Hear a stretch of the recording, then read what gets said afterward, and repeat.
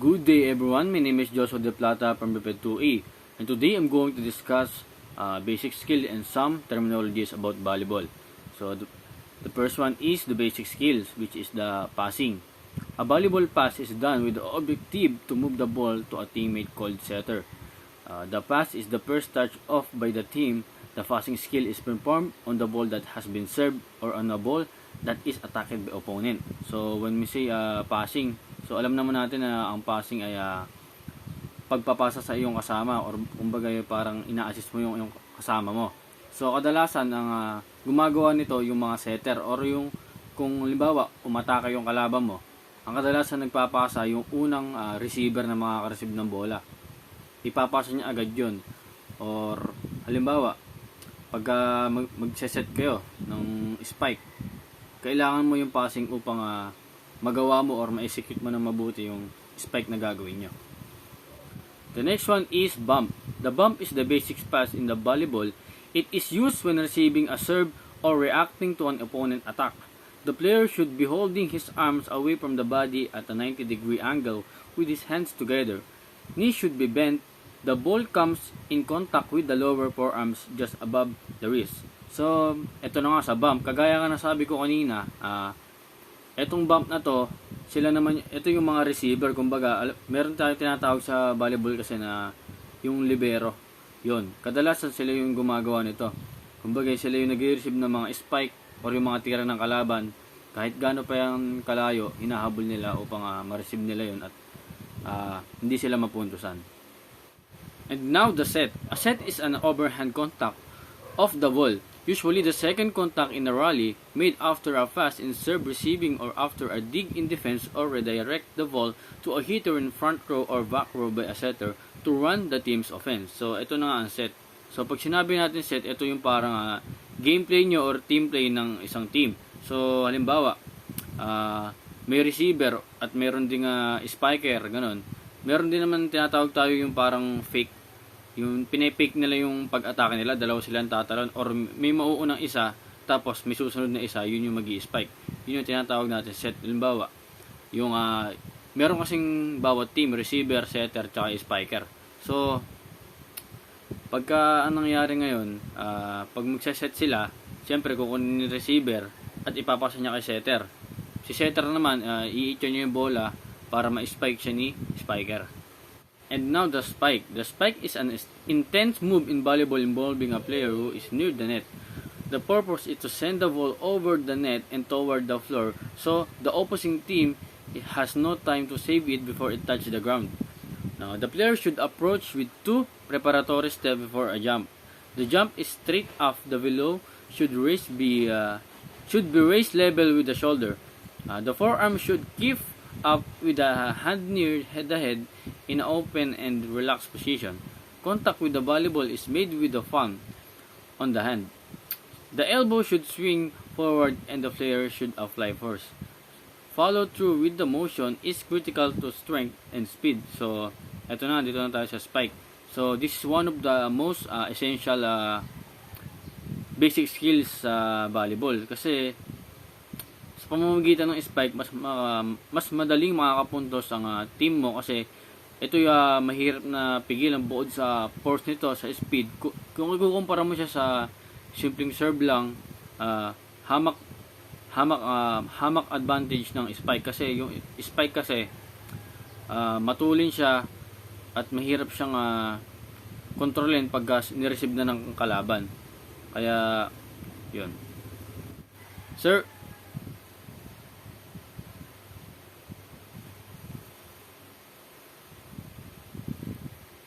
Service. The volleyball serve is one of the 6 basic volleyball techniques. A serve is used to put the ball into play to start the volley. The serve is the only skill controlled solely by one player. Therefore, a player's serve is dramatically affect the outcome of volley and then, of course, the outcome of the game. So, dito na tayo sa service. So, ang service ay ito yung pag-start o yung simbolo ng pag-start ng game. Kasi pag di mo sinerve yung bola, hindi ito mag-uumpisa. So, dapat i-serve mo ito upang mag-umpisa na yung laro. So, meron nga pala tayong tinatawag na types of service. So, ito ni kasunod nun. So, types of service. Underhand serve. An underhand serve is a type of serve in which the player holds the ball in one hand, swings the other in a motion below the waist, and strike the ball from the bottom with his 2 foot in a play. So, nakikita nyo naman sa picture. So, ang serve nyo ito, kumbaga, meron nga tayo, kung sa Tagalog natin, meron, ang sinasabi nga sa serve na ito ay palubo o palabong serve. So, ang serve nito ay madaling i-receive kasi hindi siya masyadong matulin, hindi siya ganun ka-strong. Kumbaga, ano lang siya, yung tamang serve lang. So, next one naman natin ay ang overhand serve. An overhand serve in volleyball is a serve in which the player tosses the ball with one hand and strike it in the air above their head with other hand. Overhand serving is more advanced than underhand, but that does not mean it's impossible. So, yung overhand, ito na, gaya na sinabi ko kanina, yung overhand serve, tinotoss nila yung ball at i-spike nila, kumbaga papaluin nila na tumatalon sila. So, yung serve na to ay mas maganda ikumpara mo sa underhand kasi ito ay more powerful at saka speed. So, may hirapan yung receiver ng kalaban na kunin or receive yung bola na yun. And now, let's move on to the last basic skills in volleyball. So, the last one is block. Blocking is not learned by all players since only the front row utilize it. However, it is the main defense against the opponent's attack and help to slow down the speed of the attacks to make it easier for the back row to pass. So, ito na yung pinakahuling basic skills na at isa rin sa pinakamahalagang skills sa volleyball. So, yung blocking. So, pag sinabi natin blocking, ito yung paghinto ng bola sa kalaban or pagpigil. So, nakakatulong yung blocking upang halimbawa, nag-spike yung kalaban. So, pag block nila to, babagal yung bola or mas madali nilang makukuha or marireceive ng kasama mo yung bola kasi nga napabagal nila ito. Pero naman meron din tayong technique sa pagdating sa blocking. Halimbawa, pwede tayong mag-block na dalawang tao. Halimbawa, dalawang taong kasama mo, pwede silang sabay mag-block upang mas malawak yung sakop ng blocking nyo. Pwede rin naman yung halimbawa, tumalon yung isa. Tapos nauna siya ng talon, pwede ka rin tumalon ulit upang ikaw naman yung mag-block. Ganun. And now, let's move on basic volleyball terminologies. So, the first one is the ace. A serve that results directly in a point, usually when the ball hits the floor and touch on the receiving team's side of the court. So, ano ba ace? So, yung ace naman, pag ikaw yung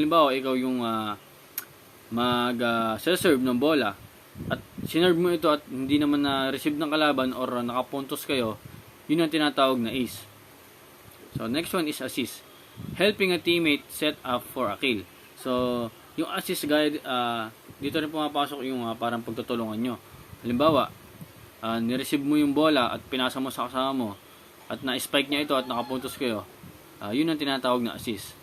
So, yung other terminologies naman ay itutuloy na po ni Mrs. Patricia Bundice.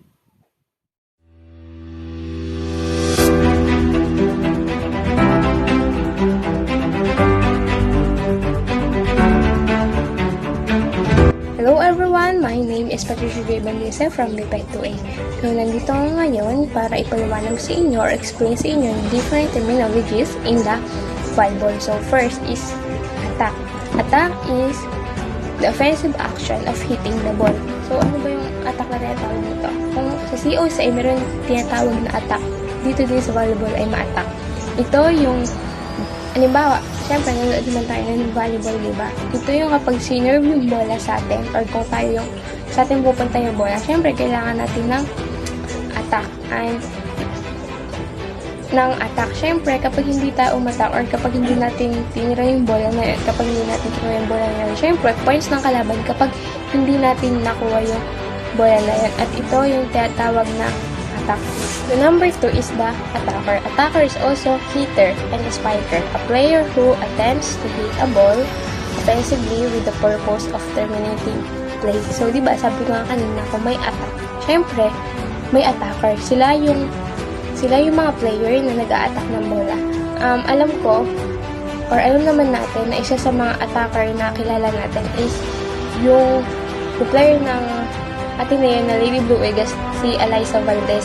Ang tawag sa kanya is Spiker. Alam naman natin kung gaano kalakas at kung gaano kagaling si Eliza Valdez para mag-spiker o umatak doon sa bola. Number 3 is the attack block. The attack block is the defensive team's attempt to block a spike ball. Siyempre, sa volleyball, sa larong volleyball, meron ding block or attack block. Kung sa basketball, meron ding block o tawag doon ay butata. Meron naman din na sa volleyball yung attack block. Sila yung mga player na sila yung mga player na nambab-block or sila yung mga player na nambab-block doon sa bola papunta sa net nila. Siyempre, makikita naman natin kung paano mag-attack yung isang volleyball player doon sa bola papunta sa kanila. Diba? Minsan, halimbawa, dalawa sila doon sa may unahan ng net. Kung nakikita natin at kung nanonood tayo ng volleyball, ang tawag doon ay attack block. Number 4 is the attack error. Attack error is an attack botched in one of 5 ways. Ball lands out of bounds, ball goes into net, attacker commits center line or net violation, or attacks illegally contacts ball. So, ano binatawag na attack error? Yung attack error, ito yung mga violation. Halimbawa na lang, kapag nag-serve yung player, tapos yung bola ay nag-out, ang tawag doon is attack error. Ano pa? Kapag yung kamay ng player ay tumama sa net, ang tawag doon ay attack error. At ano pa yung halimbawa nito? Yung paa ng player ay lumagpas doon sa may line. Ang tawag din doon ay attack error. At madami din na violation. Kung tinatawag din na violation, ang tawag doon ay attack error. So, the number 5 is the attack line. Attack line is a line of 3 meters and 10 feet away from parallel to the net separates the front row players from the back row players. A back row player cannot legally attack the ball above the net unless he takes off from behind this line. So, kung natatandaan nyo, kung napanood natin yung sa basketball, syempre meron ding mga line doon, which is the center line, the end lines, at madami pang iba. So, dito sa may volleyball ay meron din tayong tinatawag na attack line, which is ito rin yung mga line katulad ng sa basketball. Yung kapag, halimbawa, yung player, isa kang player, tapos nandito ka sa attack line na yun, hindi ka pwedeng mag-attack. Kasi ano ka sa line na yun. So, mamaya may magpapaliwanag kung ano ba yung back row player na yun. And kapag ginawa mo yon or kapag nag-attack ka doon sa line na yun, syempre, magkakaroon ng attack error. At yung line na yun is 3 meters at 10 feet away. The next terminology is the back row court. Space from baseline or end line to attack line. There are 3 players whose court positions are in this area. The position 1, 6, and 5 on court. So, syempre, di ba kasi sa larong volleyball, meron tayong 6 players. Yung 6 players na yun ay, yung 3 ay nasa harap at yung 3 ulit ay nasa likod. So, yung nakaposition sa back row court na yon or back row court na yon ay, back row court ay yung positions 1, 6, and 5 in the court. Syempre, may kanya-kanyang position dito sa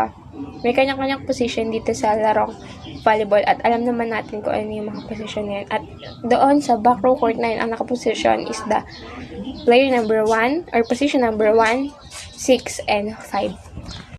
The next terminology is the back row attack.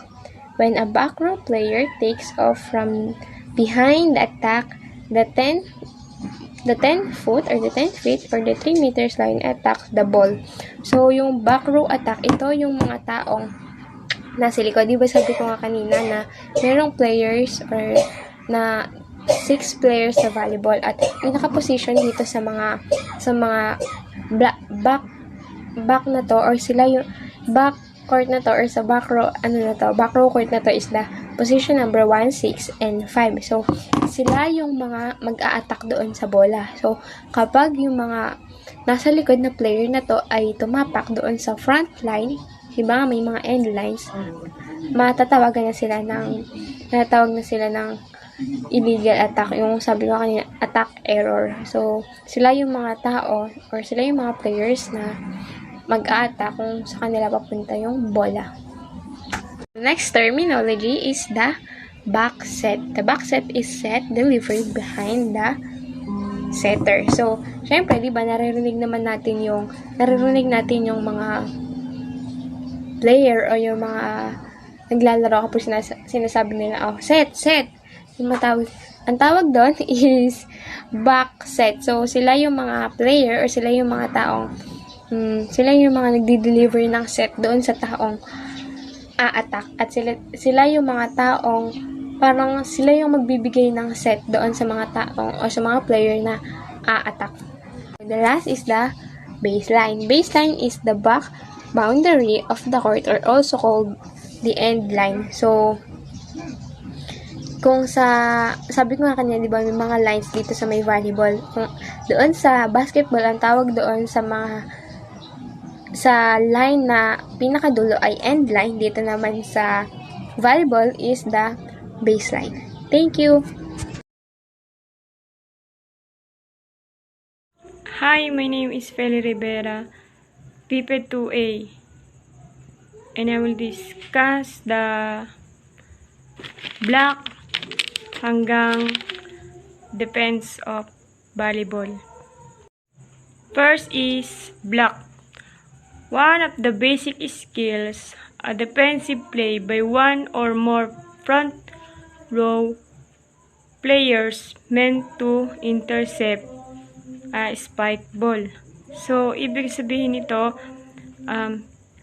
yung nasa center, yung mag-i-spike, kailangan i-block nung nasa harap ng kabilang side yung bola. Next is blocking error. Touching the net, crossing the center line, blocking a set or serve or any other local violation that occurs while making a block attempt. So, blocking error. Ito yung pag binlock mo yung bola, sasayad sa may net. Yung kamay, pag binlock mo yung bola. Yun ang blocking error. Next is center line. The boundary that runs under the net and divide the court into two equal halves. So, ang center line naman, ito yung nasa may guhit, sa may mismong tapat ng net. Ito yung mismong naghahati na nagkaroon ng dalawang column or dalawang part ng malaking square. Next is closing the block. The responsibility of the assisting blockers to angle their body relative to the first blocker.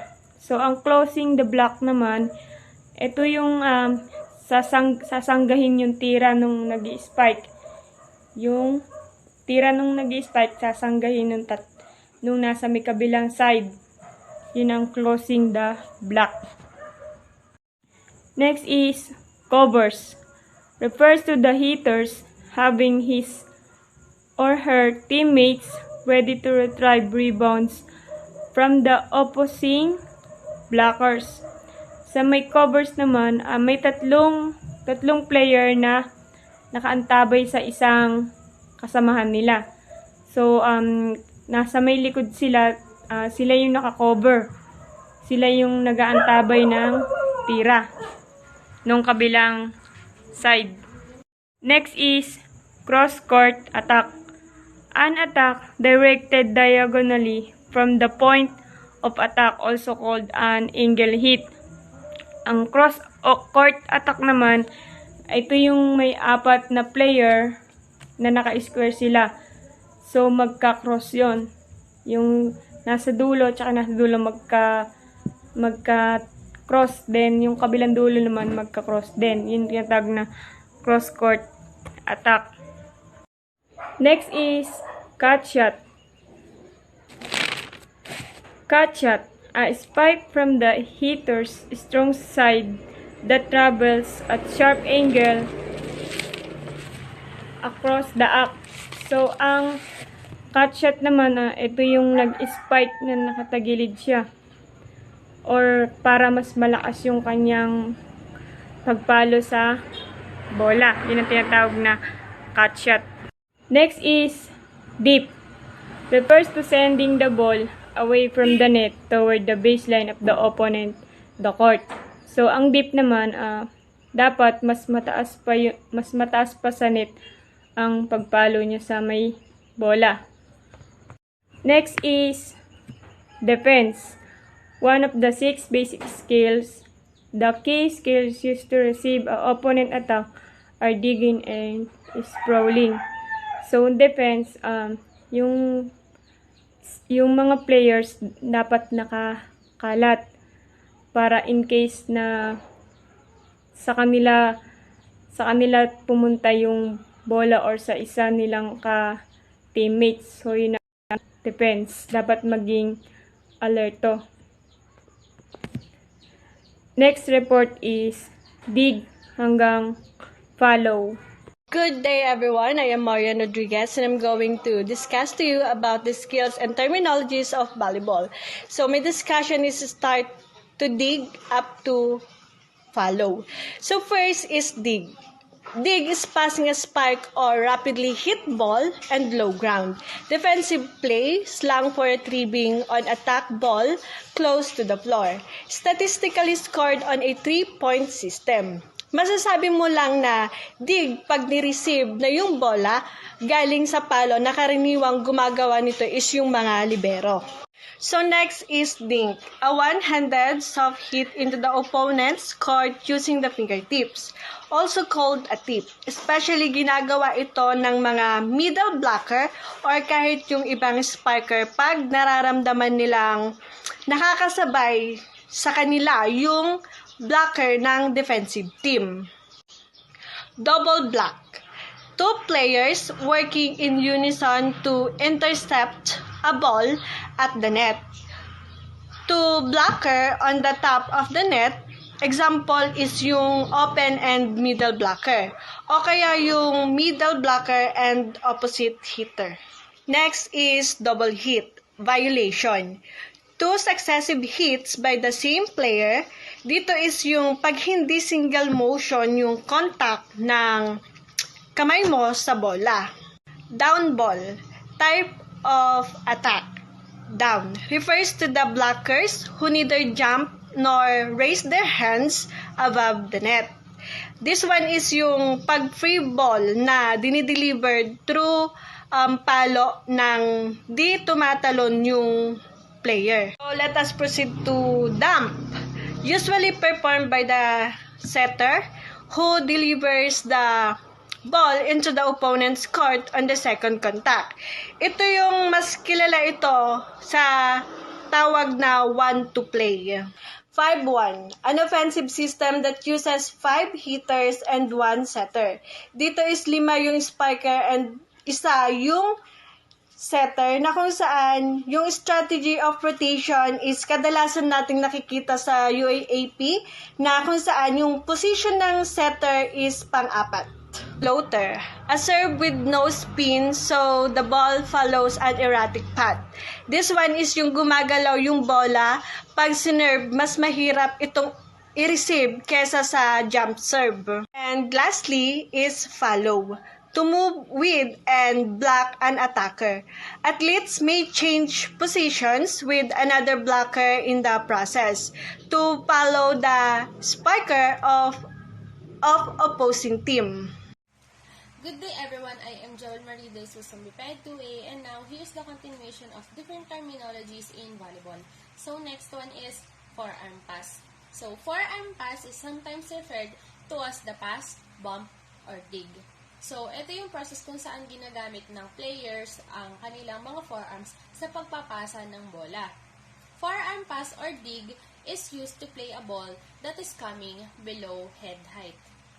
So for the next one is 4-2, an offensive system using 4 hitters and 2 setters.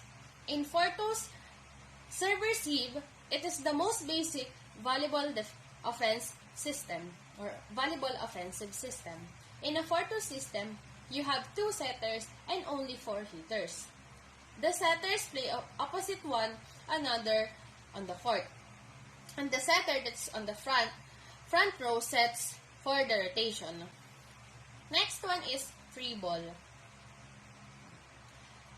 It is the returning the ball to the opponent without the intent to get kill. Usually a slow arcing pass or a roll shot rather than a spike. Ito yung pagpwesto ng player kapag ihihit yung bola gamit yung palm or yung palad papunta sa free space sa court ng kalaban. Next one is front. Front is the position of a blocker so that she or he can block the attacker. These are the players who are allowed to block the opponent and attack the ball in the attack zone. Next one is hit. One of the 6 basic skills to jump and strike the ball with an overhand or forceful shot. So, ito yung pagtalon ng spiker or attacker malapit sa net using yung palm niya or yung kamay niya with a strong and forceful hit. Ibig sabihin, ito yung pag-hit ng bola, pag-hit sa bola gamit ang malakas na force. Next one is hitter. Also, spiker or attacker, the player who is responsible for hitting the ball. Ito naman yung player na titirahin yung bola or ito yung mag-hit ng bola ng gamit ang kanyang palm na may malakas na force. Good day guys, I'm Jerry Cardenas and here's the continuation of different terminologies in volleyball. Next is hitting percentage, a statistic derived from the total skills minus total attack errors divided by total attempts. Halimbawa, meron 20 points, minus 3 sa attack error, then i-divide ito sa attempt mo. Halimbawa, meron 25 attempts. Next is douse. When 2 opposing players contact the ball simultaneously above the net, causing the ball to momentarily come to rest. The point is replayed if this is called by the officials. This one naman is yung nakikita nating dikdikan sa taas ng net. Next is jump serve. When the server uses an approach, toss, take off and serves the ball with a spiking motion. While in the air, there are 2 types of jump serve. We have jump float and jump spin. Common naman natin itong makikita sa mga professional league and also sa mga amateur league. Next is key player or play. Discern a team's best player or probable next play by observation of patterns or habits. Pag sinabi natin key player, sila yung mga magagaling sa ating team. And next is the key play. Ito naman, ang bahala din ay yung setter kung paano niya pabibilisin yung play para isang blocker lang yung makatapat sa spiker ninyo. Next is skill. An attack that results directly in a point or side out. Meaning to say, lahat ng mga napatay na bola or mga naipuntos na bola ang tawag doon ay kill. Next is libero. A player specialized in defensive skills. This player must wear a constructing jersey color from his or her teammates and cannot block or attack the ball when it's entirely above the net. When its ball is not in play. The libero can replace any backup player without prior notice to the officials. So, siya yung nakikita natin iba yung uniform sa loob ng court. Sila ay nasa likod lang or backline. Kadalasan nilang pinapalitan ay yung mga middle blocker. Lines. The marks that serves as boundaries of the court, 2 inches or 5 cm wide. Lines, the boundary of the court. Paano natin malalaman kung outside or inside yung bola kung walang linya. Next is linesman. Officials located at the corners of the court. Each linesman is responsible for ruling if the ball is legally in play along the lines for which he or she is responsible, for indicating touches and play outside of the antenna or their side of net. Sila yung mga official na nakalocate sa bawat corner. Sila yung responsible sa outside, yung mga bolang tumama sa guhit, check out, or yung pag yung bola ay tumama na sa antenna. Next is line up. Players starting rotation and therefore serving order numbered 1, 2, 3, 4, 5, and 6 o mas kilala sa tawag na first 6. Si libero ay kasama sa lineup, siya yung pang-pitong player at ang kadalas niyang pinapalitan ay yung mga middle blocker sa loob ng court. Pag ito ay backliner na. Good day everyone! I'm Siwa Jonalyn Palarca from BPED 2A and now I'll discuss other terminologies of volleyball. So first is the line serve. So line serve is a straight ahead serve landing near the opponent's left sideline. So any ball that touches the line during play is still considered in considered in the court. So, ito yung mga service na bumaba sa guhit, side, or end line. And, I have a short video para mas maintindihan nyo.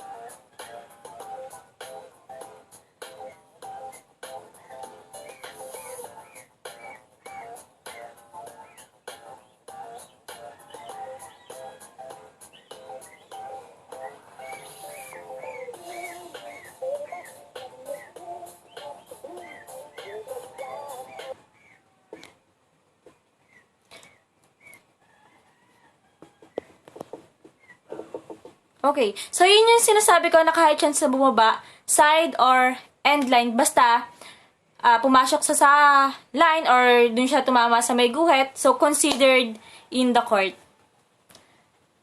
And next is the line shot. So line shot, a ball spike along an opponent's sideline, closest to the hitter and outside the block.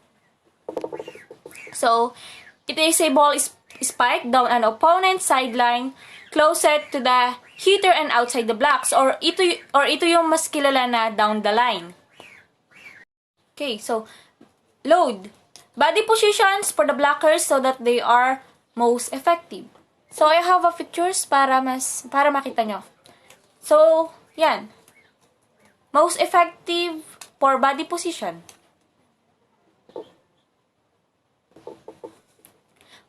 Okay, and the middle back.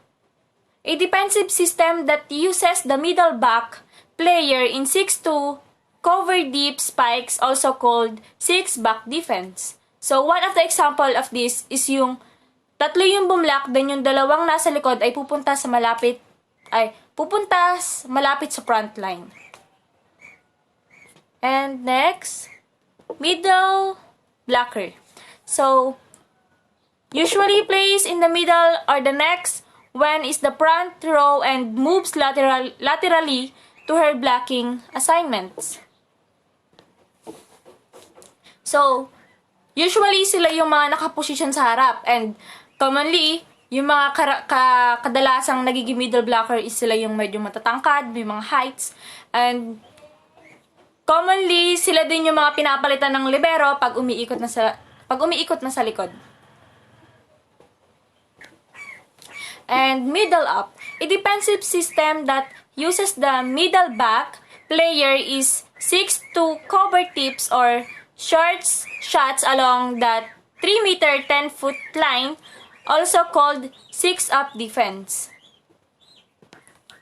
So, a defense pattern na kung saan ay pupunta sa upside, yung middle blocker, then yung open hitter at yung setter nasa likod ng mga blocker, sila yung aabang para sa off-speed shot, drop ball, or power tip, same sa kabilang side. Okay, and the mintonet. The original name of the game of volleyball created by William Morgan. Off blocker. So, outside blocker, not included in the double block, also called offside blocker. Okay, so, for example, yung papalo sa opposing team ay open hitter, then yung bablock doon ay yung mga middle blocker and opposite hitter, then yung nasa kabilang side or yung open hitter, sila yung aalis sa block or kakalas para kuhanin yung mga iuhulog na bola or dedepensa sila sa front line.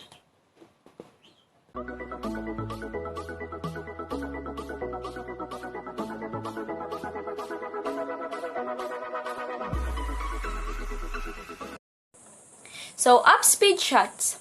An attack that is intentionally slow. Ball is spiked with less than maximum force but with spin, also called roll shots. So, every time na nanonood ako ng volleyball, ito yung pinaka-favorite scene ko. Dahil, ito yung mga karaniwang ginagawa ng mga spiker na magagaling, na matatalino. So, gumagamit sila ng mga technique. Kapag nakita nilang butas yung gitna or sa likod, so doon nila dadalhin yung bola. And sometimes, ginagawa rin to kapag may 2 blocker o 3 blocker. Yun. So, gumagawa sila ng technique para akala ng kalaban, i-spike nila, pero hindi nila alam. Gagawin nila lang parang off-speed nga. Good day everyone, I am Jeff T. Concepcion from BPED 2A. So first is opposite. Opposite is ito yung mga player na nakapwesto sa right side ng court opposite to the setter. O sila yung mga nasa posisyon ng 4. This player is also a setter. Kapag hindi available yung setter, sila na yung nagsiset ng bola. Next is outside hitter. Outside hitter naman is ito yung mga player na nasa left or right side ng court or nasa posisyon ng dos. Mas kilala ito sa tawag na open hitter at wing spiker. Next is overhand pass. So overhand pass naman is ito yung pasa na ginagamitan ng kamay at mga daliri o yung tinatawag nilang toss. Kapag yung bola is lumagpas na sa ulo mo, doon na nila ginagawa yung toss para maipasa yung bola sa kasama. Next is overhand serve o yung tinatawag na walok. Ito yung iahagis mo yung bola pataas at saka hampasin. It can be classified as spin or float serve. Next is overlap. Yung overlap naman is ito yung pagkakamali sa rotation. Halimbawa, nag-serve ka, tapos nakalimutan nyo yung rotation nyo. After mo mag-serve, nag-serve yung kasama mo, kahit hindi pa naman siya ang dapat mag-serve. Yun yung overlap. Next is overpass. Yung overpass naman is ito yung na-receive mo yung bola, tapos bumalik lang din sa court ng kalaban. Ang tawag dun is overpass. Next is overset. Yung overset naman is ito yung mga set ni setter na hindi sinasadyang bumalik sa opposing team or yung set niya na bumalik sa kabilang court. Next is pass. Yung pass is ito yung isa sa mga basic skill or yung pag-receive mo ng bola or pagpasa sa setter para maagawa ng magandang play. Next is pancake. Pancake is ito yung ginagawa ng mga player para ma-save yung bola gamit yung ibabaw ng palat nila. O yung mga napapanood nyo na dinadive nila yung bola tapos yung kamay nila is pinupwesto sila sa mismong babagsakan ng bola para dun tumama yung bola. Yun yung pancake. Good day, BPED. My name is Donna May Dandan from BPED 2A. So now let's discuss about party ball. Party ball. When the ball is passed across the net in front of attack line so the front row attacker can immediately hit the ball on the first contact. So a party ball is when there is an overpass or free ball that is near the net and a defensive player in front row is able to return the ball with a hit or spike. Next is penetration. The blocker's ability to reach over the net above the opponent's court. Penetration means reaching as far over the net while blocking as possible so that the ball will land on the other team's side when it hits your hands. Next is perimeter. Backcourt defense where 4 players arrange themselves near the boundaries of the court. So perimeter defense means exactly that the team is playing defense from the perimeter of the court. This means is that everything inside or in front of them is in and everything outside or behind them is out. The next one is pipe. A back row attack from the middle of the court, position 6. So a pipe is when the middle blocker makes makes their hitting approach right next to the setter and jump as the setter sets it. This is a very quick attack. The next one is play, an attack with a planned fake, usually including 2 or more hitter. So play is started when the right back or the person on the right of the second row of the serving team steps outside his end line into the serving area and bats the ball with a hand, fist, or arm over the net into the opponent's half of the court. The next one is quick set, an extremely low vertical set used to beat the opponent's block, can be set at any position on the net. So quick set, this is a precise and fast set that occurs in volleyball. This type of set is usually put just above the net, about 2 inches, with the hitter either fastly approaching or already in mid-air when the set is executed. The next one is rally scoring. Scoring method where points can be won by the serving or receiving team. So rally scoring is when a team gets a point when the other team fails to return the ball over the net, or when the ball goes out of bounds, commits an infraction, or makes a service error. Next is ready position. The flexed yet comfortable posture of a player assumes before moving to the point of contact.